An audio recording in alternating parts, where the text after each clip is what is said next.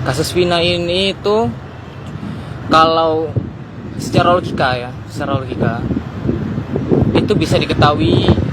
Yang pertama, Pak itu Rudiana. Dan apakah ini ada hubungan dengan bandar narkoba? Saya jawab ada. Kalau kalian ingin tahu, kalian bisa search tuh kasus narkoba yang ada di Aceh Tamiang.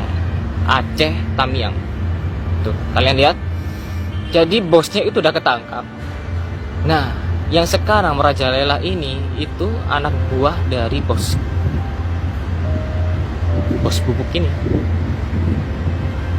Jadi berawal dari anak buah ya. Terus dia akhirnya bergerak sendiri.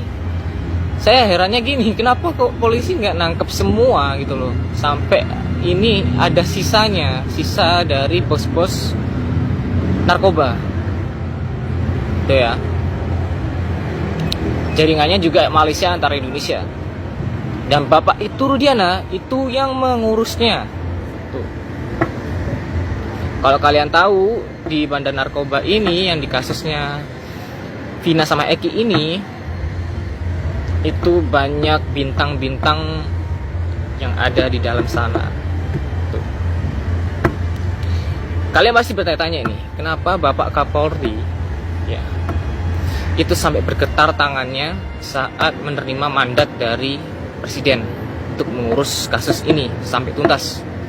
Karena lawannya itu banyak tuh. Dan kelas kakap. Jadi memang ngurusnya ini nggak gampang.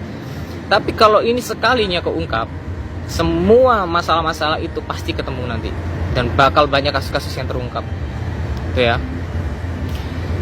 Terus bagi kalian yang masih belum tahu latar belakang dari itu Rudiana, ya, masih banyak menerima berita simpang siur. Tapi ada berita yang memang benar. Itu Rudiana itu nikah lagi. Ya, nikah lagi. Jadi Eki ini bisa dibilang anak broken home. Jadi polisi Cirebon ini seharusnya bisa nangkep dengan alasan yang berbelit-belit itu gini loh. Kalau Bapak Kapolri itu mau mengusut tuntas ya, itu ngeceknya dari mana dulu? Ya pertama dari itu Rudiana. Itu satu ya. Karena dia pasti tahu tuh waktu menyidik kasusnya. Dan dia seorang polisi juga. Yang kedua, itu reserse kriminal umum yang mengurus kasusnya Vina. Yang ketiga, Kapolda Jabarnya. Nah, kan beberapa lawyer tuh ya mau ketemu sama si Kapolda Jabar, itu dihalang-halangin ya. Sampai saya mendapat informasi itu bahwa Kapolda Jabar akan membuat tim melawan tim kuasa hukumnya Peggy Setiawan Uli Bangunan. Kok sampai segitunya gitu kan? Lalu saya akan menjawab lagi. Kalian mengiranya saya menuduh Saka? Enggak. Jadi gini guys, Saka itu kan tumbal tuh.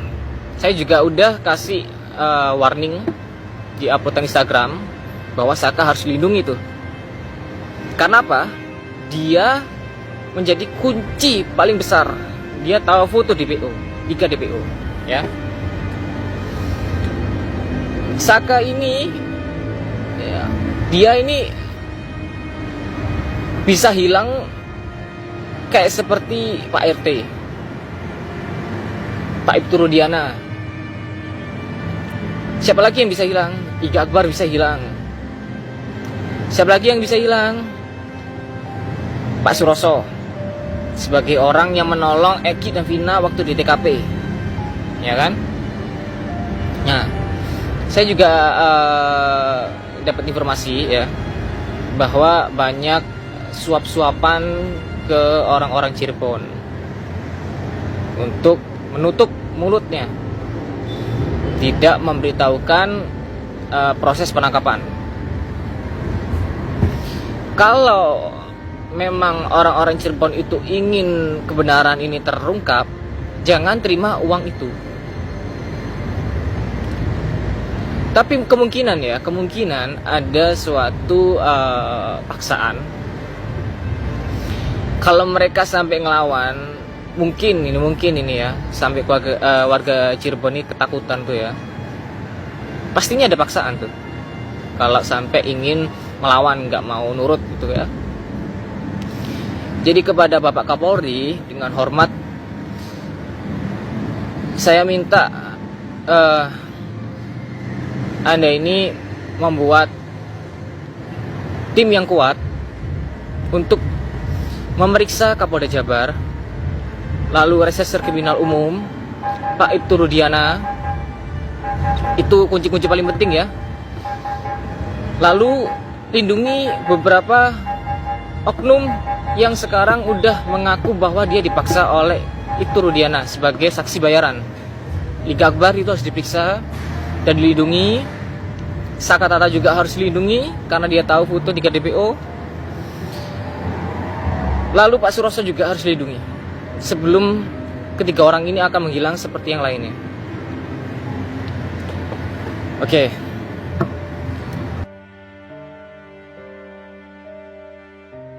Penangkapan Peron yang dinilai janggal, polisi telah menyerahkan perkara Peggy ke Kejaksaan Kejati Jabar Kamis kemarin. Berkas perkara yang diserahkan merupakan berkas tahap pertama. Untuk tahap pertama saat ini kami menyerahkan berkas. Sudah ada para penyidik yang menyerahkan ke pihak kejaksaan, ungkap Kabid Humas Polda Jabar. Jaksa penuntut umum akan memberikan kode P21 jika berkas perkara telah lengkap dan kasus ini akan diproses ke tahap kedua, yakni penyidikan. Proses penangkapan Peron dijadwal janggal lantaran keluarga hingga teman. Proses penangkapan Peron dianggap janggal lantaran keluarga hingga teman kerja memiliki bukti bahwa Peron berada di Bandung saat pembunuhan terjadi. Kuasa hukum juga mengajukan gugatan pra peradilan dan meminta penahanan Peron ditangguhkan. Ini adalah foto Peggy tahun 2016 yang diambil penyidik ketika penggerebekan. Di foto ditunjukkan kepada para pelaku dan di BAP, ungkapnya. Dalam foto terlihat Peron yang masih muda diapit dua perempuan. Mantan jenderal mengakui kasus Vina banyak kejanggalan sejak awal. Arianto Sutadi, Inspektur Jenderal Purnawirawan, mengakui bahwa kasus ini diselimuti banyak kejanggalan. Menurutnya ketidaklaziman penanganan kasus ini sudah terjadi sejak awal, yaitu ketika penyidikan. Kejanggalan ada mulai dari penyidikan sampai penuntutan, sampai putusan dan inkrah atau putusan berkekuatan hukum tetap, ujar penasihat Kapolri tersebut. Kemudian habis ditangkap, kemudian digebuki, ada juga saksi yang diarahkan, tambahnya.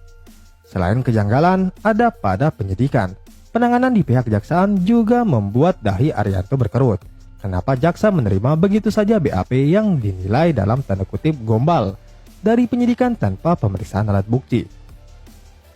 Kalau berkas dikirim ke jaksa, kewajiban jaksa untuk membuktikan apakah cukup enggak buktinya, tapi kenyataannya tidak.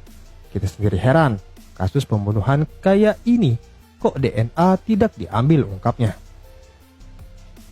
Apalagi menurut pasal 340, pemerkosaan itu kalau hakim yang benar dalam pembuktian harus scientific crime investigation, ditanya lagi.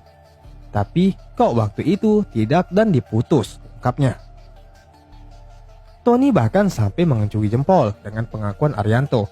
Sebelumnya, mantan Wakapolri Komjen Polisi Purnawirawan Ugroseno mengatakan kejanggalannya, terutama terkait peran Ibtu Rudiana dalam kasus kematian Vina.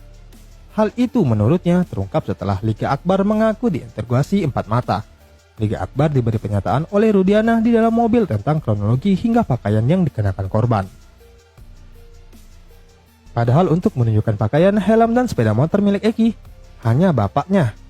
Bisa. Kenapa harus mengajak Liga Akbar, ungkapnya. Kejanggalan kedua adalah Liga Akbar dibawa ke tempat penyidik. Menurutnya proses pemeriksaan Liga Akbar tanpa surat pemanggilan. Selain itu, Rudiana diduga mempengaruhi kesaksian Liga Akbar. Keanehan-keanehan ini yang bagiku perlu didalami dan apa sebenarnya motif dibalik kejadian tersebut. Ibnu Rudiana dapat terancam terkena pemberhentian tidak hormat jika merekayasa kesaksian Liga Akbar. Arahnya ke PTDH karena sudah memalukan Korps Bayangkara Kepolisian. Ini kan kepolisian jadi rusak gara-gara hal seperti ini, tegasnya.